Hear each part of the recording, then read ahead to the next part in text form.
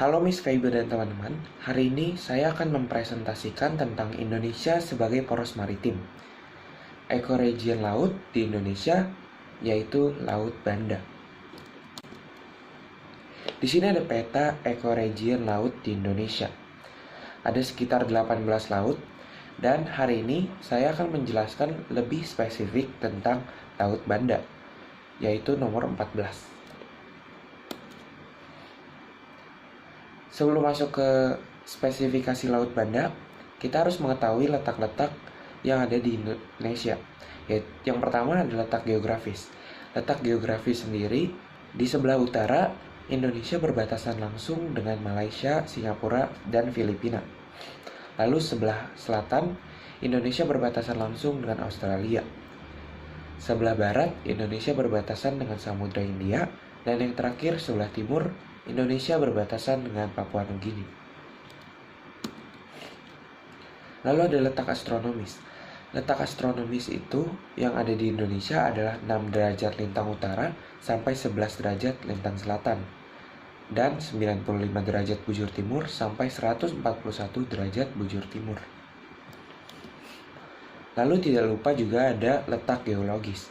Letak geologis di Indonesia yaitu sebagai berikut. Indonesia dilalui oleh 2 buah rangkaian pegunungan yang amat besar di dunia, yaitu rangkaian Sirkum Mediterania dan Sirkum Pasifik. Lalu Indonesia terletak pada pertemuan lempeng litosfer, yaitu lempeng Indo-Australia, lempeng Eurasia, dan lempeng Pasifik. Ekoregion laut di Indonesia, Laut Banda. Hari ini saya akan menjelaskan lebih spesifik tentang Laut Banda. Laut Banda adalah sebuah laut yang terletak di Kepulauan Maluku, Indonesia. Laut berukuran 500 kali 1000 km ini terpisah dari Samudra Pasifik oleh beratus-ratus pulau, serta Laut Halmahera dan Seram. Selanjutnya ada karakteristik Laut Banda.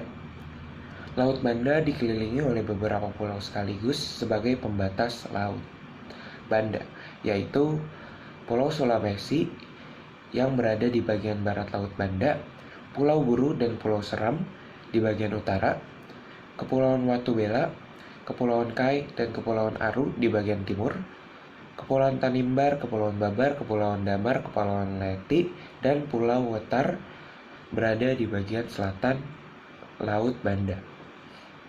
Luas dari laut ini bisa mencapai 500.000 km persegi dan kedalamannya bisa mencapai 600 meter. Kedalaman air sekitar 0 sampai dengan 5 meter di bawah permukaan laut. Rata-rata suhu air bisa mencapai 25,70 sampai 26,17 derajat Celcius.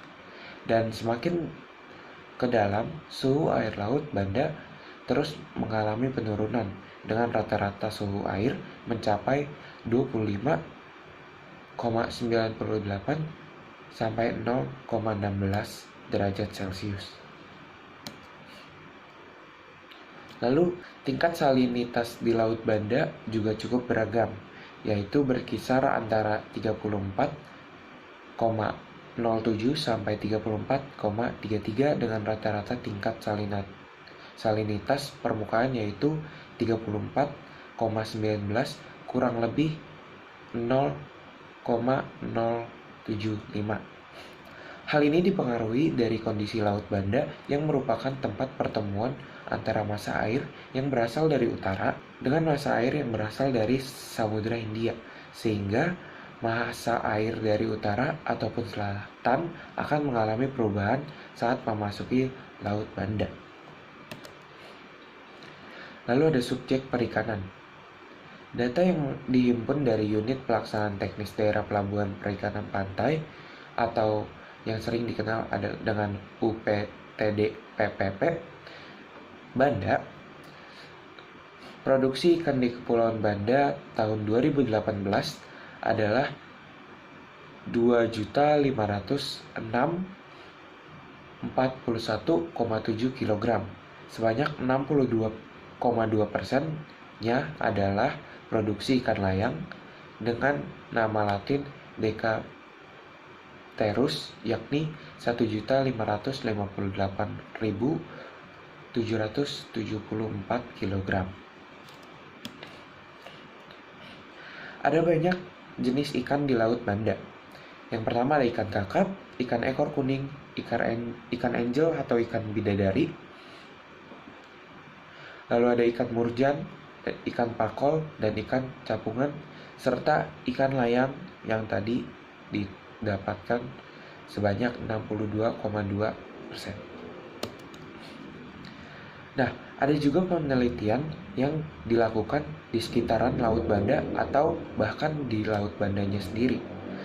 Tapi penelitian di bagian Laut Banda ini lebih sering meneliti tentang palung Banda yang diduga menjadi pemicu tsunami di area tersebut karena dalamnya palung Banda.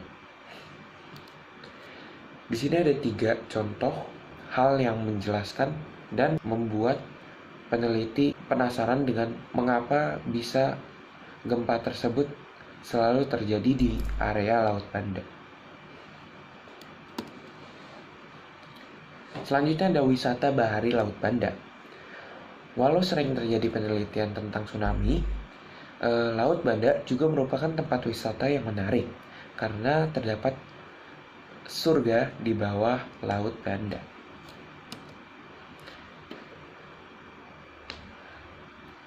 Di wisata bahari Laut Banda, berikut beberapa wisata yang bisa dilakukan saat di Laut Banda atau sekitaran Pulau Laut Banda. Yang pertama, kalian bisa melihat-lihat benteng megah dan kokoh peninggalan Belanda. Dan kalian juga bisa merasakan suasana Belanda mini di Banda Neira. Lalu kalian juga bisa menyusuri jejak pengasingan pahlawan nasional Indonesia. Lalu kalian bisa snorkeling dan olahraga air sepuasnya, dan wisata religi ke benteng, masjid, dan gereja tua. Pemanfaatan Laut Banda. Yang pertama ada perikanan. Data yang dihimpun dari Unit Pelaksanaan Teknis Daerah Pelabuhan Perikanan Pantai Banda itu lumayan besar di tahun 2018, dan untuk pemanfaatan Laut Banda di 2020 ini saya tidak begitu banyak menemukan. Jadi yang ada itu 2018. Lalu pemanfaatan Laut Banda sebagai wisata Laut Banda. Banyak para wisatawan yang datang ke Laut Banda untuk snorkeling karena pemandangan bawah laut yang dimiliki oleh Laut Banda sangatlah indah. Dan terima kasih telah mendengarkan. Saya Mikael. Sampai jumpa.